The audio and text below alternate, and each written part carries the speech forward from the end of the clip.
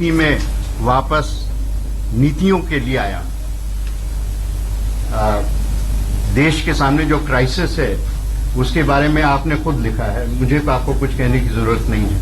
और मैं समझता हूं कि ऐसा मौका है जब हम जितना भी छोटा बहुत कर सकें वो देश की पुकार है और हमारा ये फर्ज बनता है कि हम इस लोगों की जो आवाज है उसके साथ मिलके एक अपने मुल्क को, अपने वतन को एक रिकवरी मिशन पे वापस ले आए।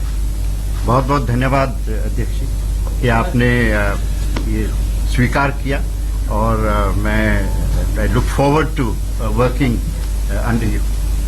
Thank you very much. Rajnath ji, एक सवाल था। बोलिए। जसवंत सिंह जी से आपकी बात हुई है, क्या वो मान गए हैं? खबरें आ रही है को बीजेपी से इस्तीफा देकर निर्दलीय चुनाव लड़ेंगे, क्या पार्टी उन्हें मना लेगी या फिर उनके खिलाफ कार्रवाई करेगी? मैं इस संबंध में तो मैं कुछ नहीं कह सकता हूं, लेकिन इतना मैं जरूर कहना चाहूंगा कि जहां तक श्री जसवंत सिंह जी का प्रश्न है, वो भारतीय जनता पार्टी के एक वरिष्ठ नेता हैं और उनका हम लोग बेहद सम्मान करते हैं। मैं समझता हूं किसी की प्रतिष्ठा और किसी के सम्मान का मूल्यांकन केवल टिकट के आधार पर नहीं किया जाना चाहिए। इन सब सारी चीजों से श्री जसवंत सिंह जी पूरी तरह से परे हैं और भारतीय जनता पार्टी निश्चित रूप से उनकी योग्यता, उनकी क्षमता, उनकी प्रतिभा का पूरा सदुपयोग करेगी।